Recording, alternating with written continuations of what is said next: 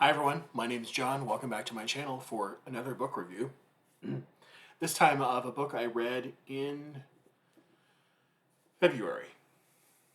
Finished it on February 16th. And it's not history. I wanted to read some fiction, and not only fiction, but I wanted to read something a little bit different than I usually read. So I picked up another novelist that was a first time for me novelist. Never read anything by her before. And it is Octavia Butler. I read The Parable of the Sower.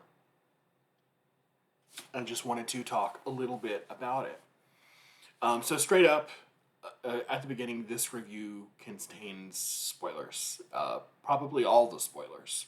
So if you haven't read it and you don't want anything ruined for you, wait till you're finished. So like I said, I've been wanting a few months ago to mix up my reading life a little bit by diving into something I don't really read too much of, and that is science fiction, I guess. Although how closely and how neatly this really fits into science fiction is maybe a matter of some contestation. I don't know. Octavia Butler is a name that gets near universal praise as far as I know. So I picked up Parable of the Sower, published in 1993, which is the first in a projected series of parable novels, of which she completed only two, along with Parable of the Talents, before she died in 2006.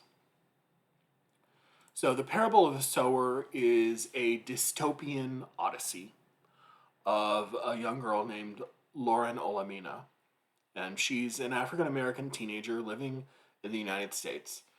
In fact, she lives in a sort of a walled enclave in Robledo, California. And it's becoming increasingly besieged by arsonists, murderers, and thieves as the United States sinks into late corporate oligarchy and disaster driven by climate change and other horrible things. Her father is a professor, a Baptist minister, and a community leader. He's doing his best to hold the family's lives together as everything around them sort of crumbles before their eyes. While some of those around Lauren continue to hold on hope for a better future, she is too honest with herself to run away from her stark realism. She knows that everything is going to hell in a handbasket quickly, and she wants to find greener pastures. Namely, jobs for her and her eventual family that will pay money, which are currently almost impossible to find. At least that's the short-term goal. The long-term one, which she details throughout the book, and probably in book 2, I'm guessing, even though I haven't read it, she lays out her plan, her kind of cosmic vision in this religion, which she calls Earthseed. And Earthseed recognizes as one of its fundamental premises that Earth is doomed, and it seeks to seed other planets with human life, thereby giving human life, human beings, a chance to flourish once Earth is finally destroyed and uninhabitable. While Lauren has taken a pretty level-headed approach to the desperation unfolding around her, her wayward brother Keith rebels, runs away, and meets a violent end. And this isn't uncommon throughout the book. The last straw comes when her community is finally breached by outsiders, again, destroyed, and many of its members are murdered. She uses this as her final push to leave home and head north. Along the way, she begins to draw in people, sort of akin to disciples, Jesus attracting disciples around her. Religious symbolism is pretty overt throughout the book. While traveling, she experiences even more violence and tragedy than she did at home. Again, this traveling, you can sort of think of it as, Moses going through the desert for 40 years, if you want to, or Jesus traveling through the desert. She experiences even more violence and tragedy than she did at home, if that's even imaginable. One of the people she meets along the way is named Bankole, or Bankole. He's an older man who used to be a doctor in the old world where things actually functioned and where people could seek out medical care in some sort of a sane way. He tells Lauren and her other followers who have sort of gathered around here that he owns a piece of property that would be ideal for Lauren's first Earthseed community. But when they finally get there, after all this traveling, they're met with still more tragedy and disappointment. But all they can do is all anyone can do. Keep going.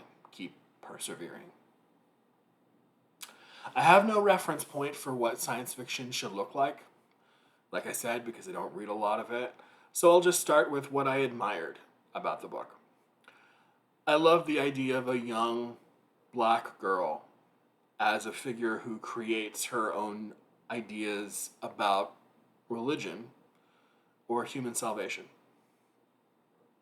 It's a subject that we hear so much taken up by men, often white men, and to see a young black girl at the center of this story creating her own vision of the future and how to save humanity was really, really smart,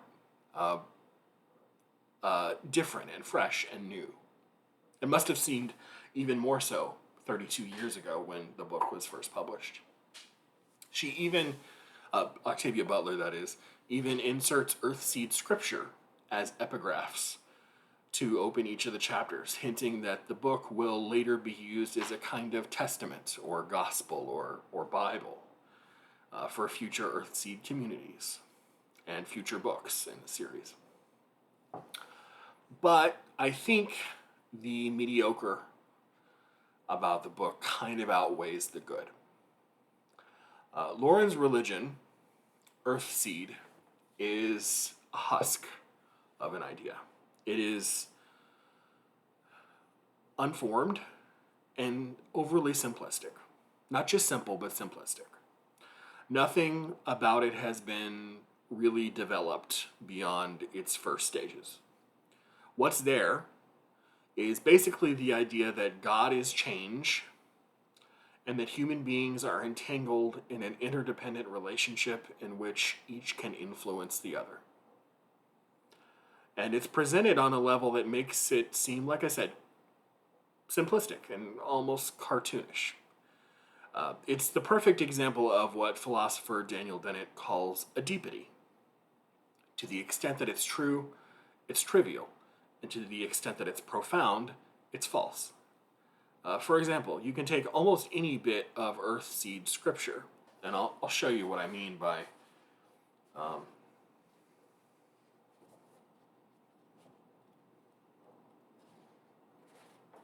so here's just one random chapter. In the beginning, right there is presumably a little scripture from Earthseed, which is probably taken from the journals that she's writing as she's traveling up north to finally encounter her ideal community where she can set up her first group of people, disciples, and sort of live out her principles. Here's one of those epitaphs, one of the bits of probably from her journal. All struggles are essentially power struggles. Who will rule? Who will lead? Who will define, refine, confine, design? Who will dominate? All struggles are essentially power struggles, and most are no more intellectual than two rams knocking their heads together. Despite its superficiality and philosophical flimsiness, Lauren still convinces people, several of the people that she travels with, of its truth. And obviously, the truth of that quote that I just read is, it's a little bit general to comment on too much in depth, but it doesn't seem like it's terribly insightful. Now, it probably is for a 17 or 18-year-old girl like Lauren, someone who is just finding her way in the world. But for an adult reading this, they might think it falls a little bit short. As I hope the summary above relays, the book's violence is relentless. I understand that to some degree that is the point of the book, and that is why she needs to flee her community in California.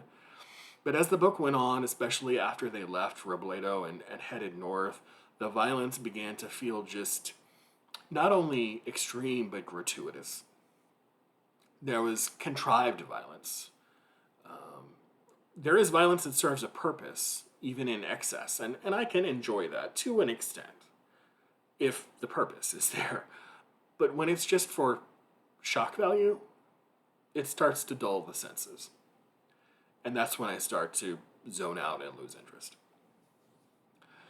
I could forgive all the book's other shortcomings if the prose was compelling and sharp, but it's not. Maybe this is because the entire thing is written through a series of, like I said, teenagers' diary entries, basically, during which engaging prose might detract from the conceit of the novel, which is mostly taking place in her head and also takes place in the form of dialogue between her and the people she's traveling with. Even the occasional florid third-person interjection from Butler herself could have saved the prose from its mediocrity, its kind of dreariness. But the diction and the prose, even the dialogue that's a saving grace for so many readers, feels flat, feels uninspired. Another Goodreads review mentioned that the whole thing read like a young adult novel. And again, I can't really speak to how well it falls in that category either, because I've read next to no young adult fiction.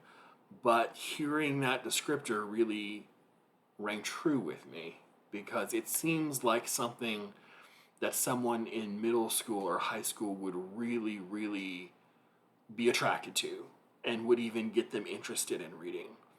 And if it serves that purpose, then it's valuable beyond words. But my experience with that genre is just as limited as my experience with science fiction. But like I said, something about it rings true. I wanted something that felt more fleshed out, more adult, more serious, whatever that means. But what I got reads more like disaster porn, kind of held tenuously together by characters that sometimes don't make sense and underwhelming prose. I've heard from several people that Kindred may be a better place to start with Octavia Butler. And for all the critiques I have of Sower, I'm still interested in reading more of her.